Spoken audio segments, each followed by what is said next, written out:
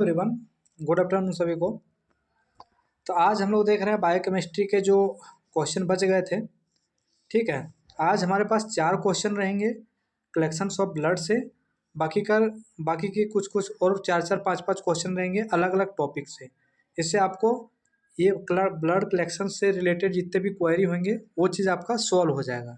ठीक है, आप एक एक करके पढ़ते जाइए, बिल्कुल आपका एग्ज़ाम निकलेगा। आप कभी यहाँ से पढ़ेंगे, कभी वहाँ से पढ़ेंगे, कभी ये पढ़ेंगे, कभी वो पढ़ेंगे, तो आपको खुद नहीं पता चलेगा कि हम पढ़ क्या रहे हैं। ठीक है, और अगर आप एक सीरीज से पढ़ेंगे, एक सीक्वेंस से पढ़ेंगे, तो आपके माइंड में भी रहेगा कि नहीं, ये टॉपिक मैं पढ़ चुका हूँ और इससे मेरे को ये क्वेश्चन नहीं आ रहा है, तो ये चीज़ हमको और पढ़ने की ज़रूरत है।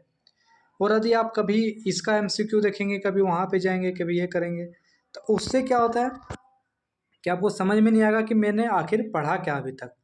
ठीक है, तो इसीलिए मैं ये सीरीज चला रहा हूँ जो कि बायोकेमिस्ट्री के हैं। इसी तरह से सारे के सारे आपको प्लेलिस्ट में मिल जाएंगे। ठीक है, तो उससे क्या होगा, आपका सारा टॉपिक क्लियर हो जाएगा। ठीक है, जैसे आपके पास मान लीजिए बायोकेमिस्ट्री में जितना टॉपिक है उससे सारे एक एक सब टॉपिक से मैंने 5-5 एमसीक्यू बताऊंगा और उससे रिलेटेड जितने भी फैक्ट आएंगे वो चीज़ मैं समझाऊंगा। ठीक है, और इसी तरह से हेमेटोलॉजी में भी चलेगा, माइक्रोबायोलॉजी में भी चलेगा, सारी चीज़ में चलेगा। तो आपको ये एक ही प्लेटफॉर्म में सारे चीज़ मिल जाएंगे, प्लस स्पेसिफिक एमसीक्यू भी मिल जाएंगे। ठीक है, जो जो टॉपिक इंपॉर्टेंट है उसका एमसीक्यू सीरीज भी चला रहे हैं, प्लस में कुछ जहाँ पे हमको लग रहा है कि थ्योरी चलाना है वो थ्योरी भी चला रहे हैं साथ में, और जहाँ पे लग रहा है कुछ ट्रिक और टिप्स लेकर के कुछ फ्लो चार्ट वगैरह याद हो जाएगा, तो वो हम चार्ट भी आपको प्रोवाइड करवा रहे हैं। ठीक है, कुछ ट्रिक भी बता रहे हैं जिससे आपको याद करने में आसानी हो। तो देखिए, सबसे पहला क्वेश्चन क्या है इसमें अंदर, which of the following is the most common site of vein puncture. सबसे मोस्ट कॉमन वैन पंक्चर हम लोग कहाँ से करते हैं। ठीक है, हालांकि ये क्वेश्चन जो है वो पिछले वीडियो में भी था, लेकिन वहाँ पे मैंने फ़ोटो ऐड नहीं किया, तो इसके लिए मैं इस ये जो क्वेश्चन है उसको फिर से लेकर के आया हूँ। ठीक है, तो which of the following is most common site of one puncture. तो देखिए, मैंने जो पिछला वीडियो देखेंगे उसको मालूम होगा कि मीडियन क्यूबाइटल जो है वो मोस्ट कॉमन साइट होता है वैन पंक्चर के लिए। ठीक है, अपन कहाँ कहाँ से वैन पंक्चर कर सकते हैं, यानी कि वैन से ब्लड का कलेक्शन कर सकते हैं।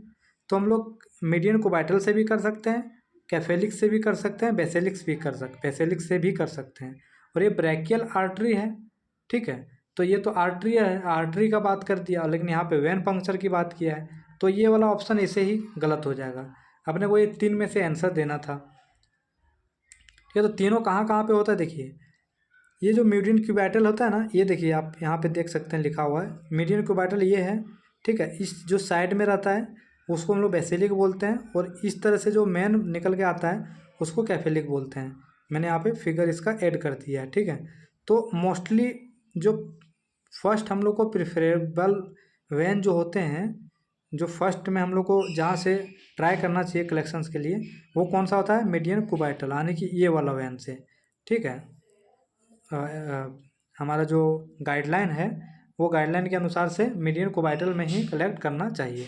इधर क्यों नहीं करते हैं, बेसिलिक में क्यों पहले प्रिफेयर नहीं है, क्योंकि ये क्या है, ये एक्चुअली स्टेबल नहीं होता है।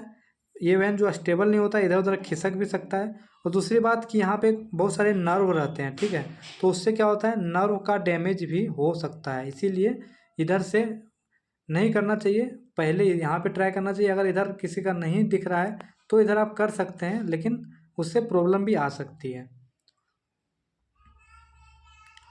अब देखिए नेक्स्ट क्वेश्चन में क्या है, the correct order of a step in vein puncture is. मतलब इसमें ऑर्डर बताना है कि पहले हम क्या करेंगे, फिर क्या करेंगे, फिर क्या करेंगे। ठीक है, इसमें आपको क्या करना है, ऑर्डर बताना है ना। तो ऑर्डर में देख लीजिए आप, सबसे पहले क्या करेंगे, हम लोग चूज करेंगे वैन को, फिर हम लोग अप्लाई करेंगे नीडल को, फिर हम लोग रिलीज करेंगे टर्निकेट को। तो ये तो गलत हो गया, चूज करने से पहले हम लोग को टर्निकेट को अप्लाई करना पड़ता है। ठीक है, तो देखिए बी ऑप्शन में है अप्लाई द टर्निकेट, पहले टर्निकेट बांधेंगे, फिर चूज करेंगे वैन को, फिर वैन को चूज करने के बाद फिर हम लोग नीडल को इंसर्ट करेंगे, फिर ब्लड को कलेक्ट कर लेंगे। तो ऑप्शन नंबर इसका बी करेक्ट आंसर हो जाएगा। ठीक है, इस तरह से आप मैच करके देख सकते हैं। इसमें फिगर ऐड करने का कुछ था नहीं, इसीलिए मैंने फिगर नहीं ऐड किया। ठीक है, बाकी का जिसमें फिगर ऐड करने का है, जिसमें कुछ थ्योरी डालने का है, उसमें मैं डाला हूँ, आगे आपको दिखेगा।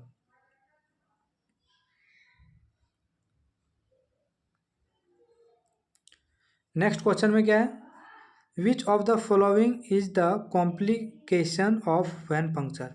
मतलब कि इसमें से क्या कॉम्प्लिकेशन हो सकता है वैन पंक्चर में। ठीक है, तो हेमेटोमा जब अगर हम लोग वैन पंक्चर कर रहे हैं और गलत कर दिए, गलत तरीके से कर दिए, कोई कोई बच्चे क्या होते हैं इंसर्ट करते हैं नीडल को और इधर उधर घुमाने लगते हैं, तो उससे क्या होता है हेमेटोमा का चांस बन सकता है और उससे नर्व डैमेज भी हो सकता है। आप ऐसे नीडल को इंजेक्ट करके इधर उधर घुमाने लगते हैं, बहुत सारे नर्सिंग स्टाफ ऐसे करते हुए मैंने देखा है, तो उससे क्या नर्व डैमेज भी हो सकता है। ठीक है, तो अपन को मालूम है कि ये वाला ऑप्शन और सी वाला ऑप्शन दोनों के बारे में मालूम है, तो ये तीसरा ऑप्शन ऑटोमेटिकली इसमें ऐड हो जाएगा, क्योंकि दो है तो ऑल ऑफ द ऑप्शन है, ऑल ऑफ द एबव है, तो आप हम लोग ऑल ऑफ द एबव में क्लिक कर देंगे।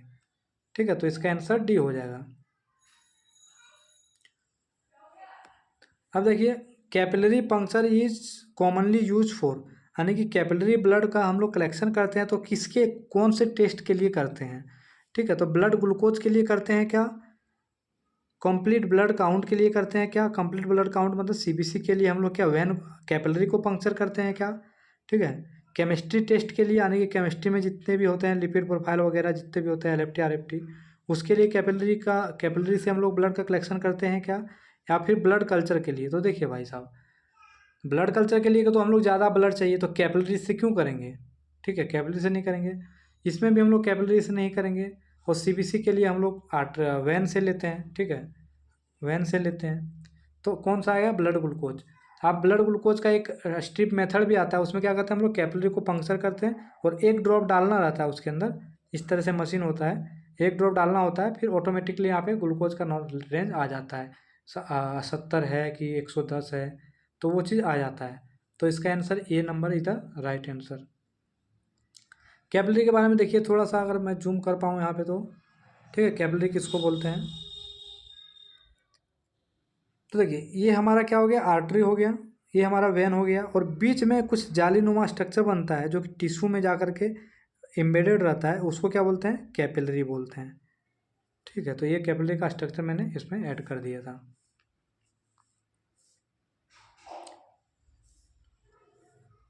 नेक्स्ट क्वेश्चन है कि artery puncture is a procedure, artery puncture एक प्रोसीजर है use to collect blood from the artery, जो कि हम लोग यूज करते हैं आर्टरी से ब्लड कलेक्शन के लिए। तो ये बात सही है। ठीक है, आर्टरी पंक्चर जो है सो हम लोग आर्टरी में ही करते हैं, तो ये ट्रू हो गया, तो इसका आंसर ट्रू हो गया। इस तरह का भी क्वेश्चन बन सकता है, इसीलिए मैंने इसका क्वेश्चन दिया है, इस तरह के क्वेश्चन मैंने ऐड किए हैं। ठीक है, अब तीसरा क्वेश्चन है कलेक्शन ऑफ सीएसएफ से है, ये बहुत ही इंपॉर्टेंट है, इसके अंदर पूरा कवर हो जाएगा, आप लास्ट तक बने रहिए, मैंने बहुत सारे इसके अंदर में ऐड किए हैं। तो CSF collected through a procedure is called, CSF को कलेक्शन करते हैं उस प्रोसीजर को क्या बोला जाता है। ठीक है, तो लंबर पंक्चर बोलते हैं हम लोग, लेकिन इसके बारे में भी आपको मालूम होना चाहिए। ठीक है, इसके बारे में भी मालूम होना चाहिए। तो अगर ठीक है, एक सीएसएफ का लंबर पंक्चर में एक क्वेश्चन और आता है कि सीएसएफ में जो लंबर पंक्चर करते हैं वो कौन से बॉन्ड के बीच में करते हैं, तो किसके बीच में करते हैं, L3 और L4 के बीच में करते हैं। ठीक है, L4 और L5 के बीच में करते हैं, देखिए यहाँ पे इंसर्ट है, ये नीडल इंसर्ट है, तो L3 L4 और L5 के बीच में हम लोग करते हैं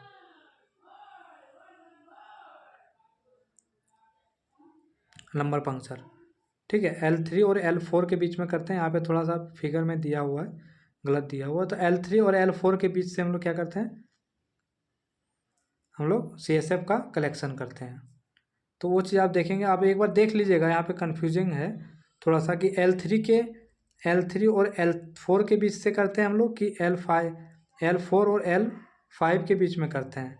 ठीक है, ये चीज़ आप हमको कमेंट करके बताइएगा, मैं इसको देख लूँगा एक बार। ठीक है, बाकी बात जो मैंने, फिर नेक्स्ट क्वेश्चन की ओर देखते हैं क्या है।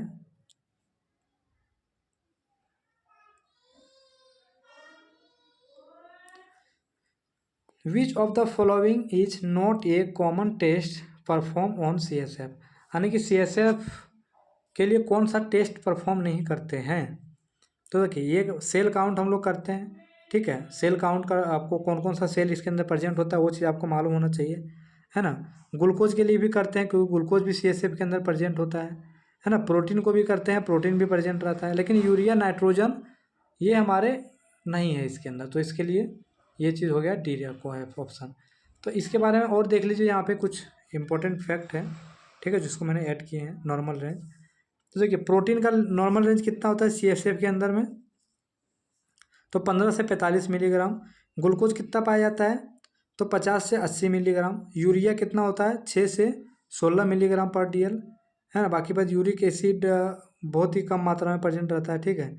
तो ये तीन इंपॉर्टेंट है, तीन चीज़ आपको इंपॉर्टेंट याद रखना है, ठीक है। इसमें और इधर भी आ जाओ आप, तो इसमें क्या है, कलर क्या है, तो कलरलेस होता है CSF का कलर, कोई कलरलेस होता है, मतलब कोई कलर नहीं होता है, पानी के जैसा होता है। pH कितना होता है, 7.28 से 7.32 होता है, ठीक है।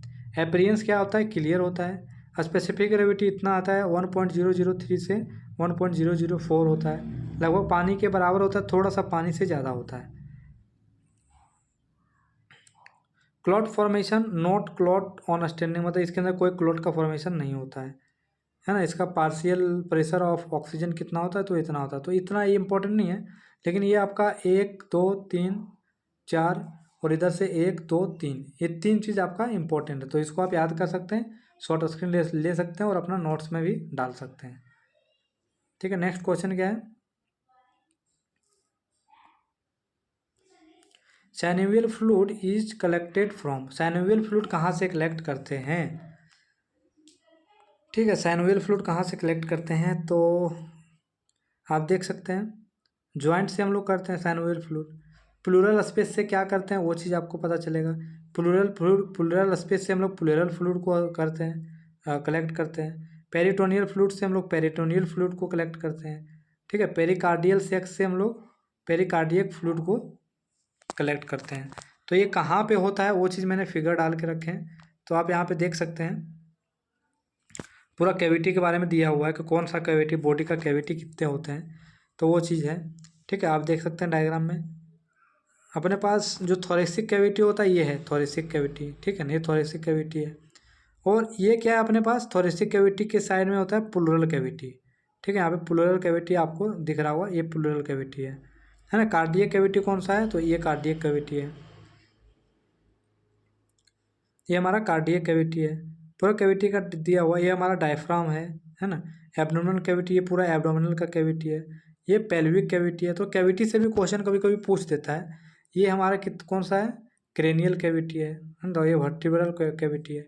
तो इस तरह से आप कैविटी का आप शॉर्ट स्क्रीन ले सकते हैं और आप इसके थोड़ा बहुत एनालिसिस कर सकते हैं कहाँ पे कौन सा कैविटी है।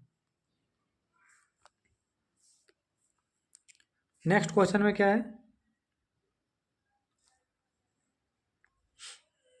नेक्स्ट क्वेश्चन में pleural fluid is collected through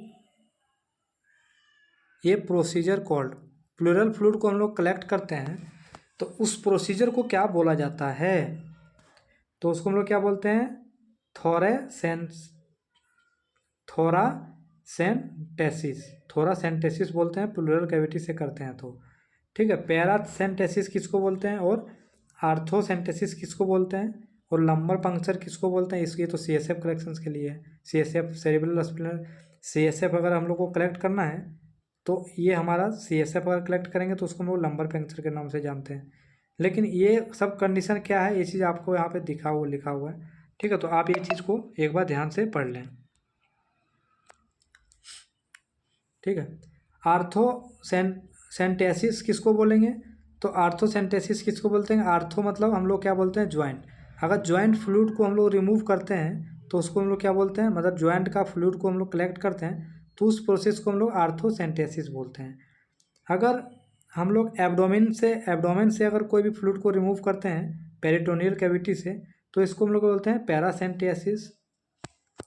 और थोरेसिक कैविटी से करते हैं तो उसको हम लोग क्या बोलते हैं, अगर प्लूरल स्पेस से कुछ भी अगर हम लोग रिमूव कर रहे हैं, फ्लूइड को निकाल रहे हैं तो उसको हम लोग क्या बोलते हैं, फोरासेंटियासिस। तो ये चीज़ आपको ध्यान में रखना है।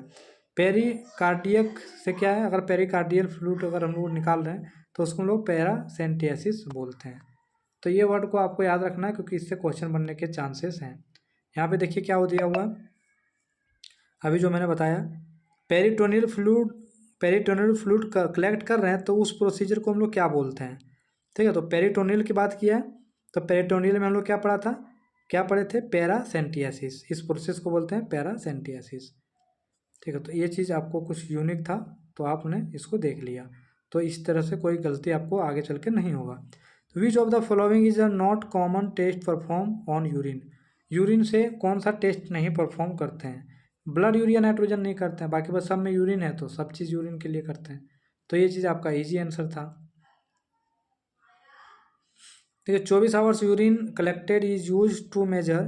24 आवर यूरिन हम लोग कि कौन से टेस्ट परफॉर्म करने के लिए करते हैं, तो क्रिएटिनिन क्लियरेंस टेस्ट के लिए हम लोग क्या करते हैं, 24 आवर्स यूरिन करते हैं। यूरिन ग्लूकोज लेवल के लिए हम लोग तो सिंपल मिड स्ट्रीम यूरिन ले लेते हैं। ठीक है, प्रोटीन के लिए भी ले लेते हैं, पीएच के लिए भी मिड स्ट्रीम यूरिन ले लेते हैं।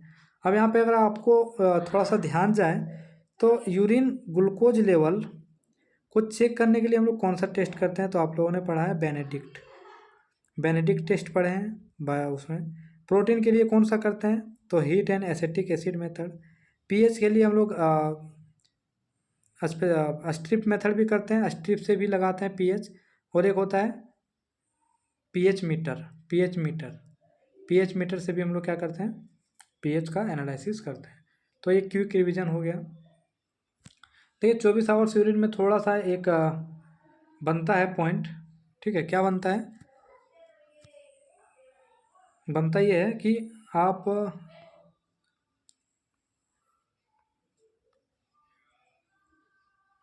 देखिए डिस्कार्ड करते हैं हम लोग, क्या करते हैं 24 आवर्स यूरिन कैसे कलेक्ट करते हैं, हम लोग सुबह 9 बजे बोलते हैं उसको लेने के लिए, और अगले दिन सुबह 9 बजे तक उसको कलेक्ट करने के लिए बोलते हैं यूरिन। सुबह जो 9 बजे का जो फर्स्ट यूरिन रहेगा उसको हम लोग क्या करेंगे, डिस्कार्ड कर देंगे, और लास्ट का जो रहेगा, लास्ट जो 9 बजे में 9 बजे तक में जो यूरिन आ गया उसको हम लोग कलेक्ट करने के लिए बोलेंगे। इसमें यही चीज़ मेन पॉइंट है।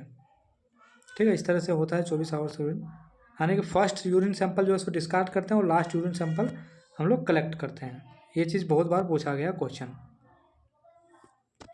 नेक्स्ट क्वेश्चन क्या है, mid stream clean catch urine is use to collect urine for. Mid stream urine हम लोग किसके लिए करते हैं, तो मिड स्ट्रीम यूरिन किसके लिए करते हैं, यूरिन कल्चर के लिए करते हैं। ठीक है, पीएच के लिए भी हम लोग मिड स्ट्रीम यूरिन कर सकते हैं, लेकिन कल्चर के लिए मोस्टली करते हैं। अगर यूरिन एचसीजी लेवल के लिए हम लोग मॉर्निंग सैंपल यूज़ करते हैं। अगर एचसीजी लेवल हमको चेक करना है तो मॉर्निंग का सैंपल जो यूरिन सैंपल होता है वो हम लोग प्रिपेयर करते हैं। ठीक है, इसका भी क्वेश्चन आएगा तो इसका आंसर ये हो गया। देखिए अगर प्रेगनेंसी की बात है तो प्रेगनेंसी में कौन सा करेंगे, तो प्रेगनेंसी में हम लोग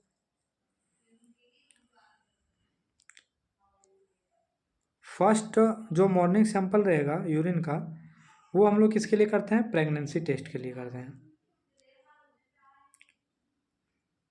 ये ट्रू और फॉल्स वाला है, एक चीज़ मैंने अलग पैटर्न बनाए थे। Supra pubic aspiration is a sterile procedure use to collect urine directly from the bladder. मतलब सुप्रा प्यूबिक एस्पायरेशन हम लोग एक स्टेराइल प्रोसीजर है जिसको यूज करते हैं हम लोग, यूज करते हैं ब्लेडर से डायरेक्टली फ्रॉम द ब्लेडर से हम लोग डायरेक्टली कलेक्ट करते हैं। ठीक है, तो ये चीज़ आपको अभी समझ में आएगा, तो ये ट्रू है। ठीक है, तो सुप्रा प्यूबिक एस्पायरेशन क्या होता है, इसमें ये होता है कि डायरेक्टली हम लोग नीडल से डायरेक्टली सिरिंज से हम लोग यूरिनरी ब्लेडर से ही कलेक्ट कर लेते हैं। ठीक है, सैंपल। तो ये किसके लिए किया जाता है, तो कुछ स्पेसिफिक बैक्टीरिया अगर यूटीआई का कुछ होता है, जांच करना होता है तो हम लोग डायरेक्ट यहीं से करते हैं। ठीक है, ताकि क्योंकि यूरेथ्रा वगैरह से कुछ कंटामिनेशन आ सकते हैं तो उसको अवॉइड करने के लिए हम लोग डायरेक्ट क्या करते हैं, ले लेते हैं ब्लेडर से ही सैंपल, यूरिन का सैंपल, तो उसको हम लोग क्या बोलते हैं, सुप्रा प्यूबिक एस्पायरेशन। नेक्स्ट क्या है, नेक्स्ट में use of preservative and anticoagulant, इससे आपका क्वेश्चन बनेगा। इसमें 5 क्वेश्चन बनेंगे, बस 5 क्वेश्चन बनेंगे, फिर आपको छुट्टी हो जाएगा। ठीक है, यहाँ से आपका ख़त्म हो जाएगा। ये चीज़ आप पढ़ लेंगे तो आपको बहुत ही फ़ायदा होने वाला है, भले ही आपको टाइम लग रहा है। ठीक है, तो which preservative is commonly use for urine sample. तो कौन कौन से प्रिजर्वेटिव यूरिन सैंपल के लिए हम लोग करते हैं यूज। यूरिन सैंपल को प्रिजर्व करने के लिए कौन कौन सा प्रिजर्वेटिव को यूज़ करते हैं। तो फॉर्मल्डिहाइड भी यूज़ करते हैं, सोडियम फ्लोराइड भी यूज़ करते हैं, थाइमोल भी यूज़ करते हैं। ठीक है, तो कुछ यहाँ पे प्रिजर्वेटिव दिए गए हैं, तो आप ये प्रिजर्वेटिव देख लीजिए। ये सब प्रिजर्वेटिव जो है यूरिन सैंपल को प्रिजर्व करने के लिए यूज किया जाता है। इसमें से एक और क्वेश्चन बनता है जो कि मोस्ट पॉपुलर क्वेश्चन है और बनते हैं। ठीक है, तो एक फॉर्मल्डिहाइड जो है ना, ये फॉर्मल्डिहाइड और एक अपना थाइमोल। तो अगर हम लोग थाइमोल को यूज करेंगे ना, थाइमोल को यूज करेंगे तो इसमें क्या होगा, प्रोटीन जो है वो फॉल्स बताएगा, यानी कि प्रोटीन फॉल्स बताएगा, प्रोटीन ज़्यादा बताएगा अगर हम लोग थाइमोल को यूज करेंगे। तो अगर फॉर्मल्डिहाइड को यूज कर रहे हैं तो क्या होगा, शुगर जो है इसको इसमें फॉल्स बताएगा। ठीक है, तो फॉर्मल्डिहाइड शुगर को फॉल्स बताएगा और थाइमोल किसको बताएगा, प्रोटीन को फॉल्स बताएगा। तो ये दो चीज़ आपको याद रखना है। ठीक है, थाइमोल किसको फॉल्स बताएगा, तो थाइमोल से बताएगा प्रोटीन को फॉल्स, और फॉर्मल्डिहाइड किसको बताएगा, तो वो बताएगा ग्लूकोज को फॉल्स बताएगा। तो ये दो क्वेश्चन इसके अंदर बनते हैं।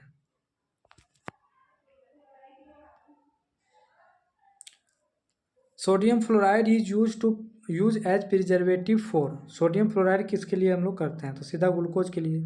ठीक है, सोडियम फ्लोराइड किसके लिए करते हैं, ग्लूकोज के लिए करते हैं। तो इसका सीधा आंसर आ गया, आप लोगों ने पढ़ा होगा। देखिए EDTA क्या करता है, EDTA is the anticoagulant that chelates. Anticoagulant क्या करता है, EDTA क्या है, एक एंटीकोगुलेंट है जो कि चिलेट किसको करता है, मैग्नीशियम, पोटेशियम, सोडियम, कैल्शियम। तो आप कैल्शियम सीधा मारेंगे।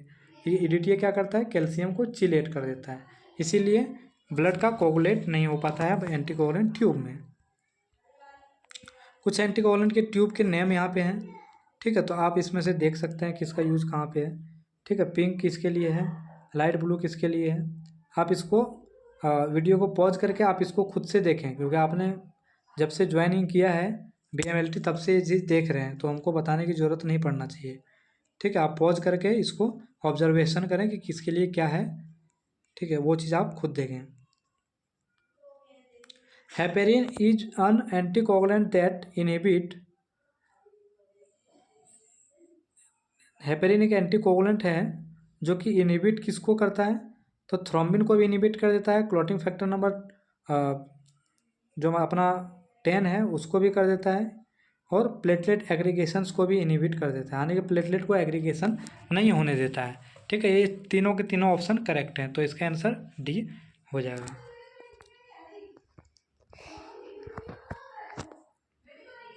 नेक्स्ट क्वेश्चन में देखिए आप क्या है, sodium citrate is anticoagulant that deionisation of which substance.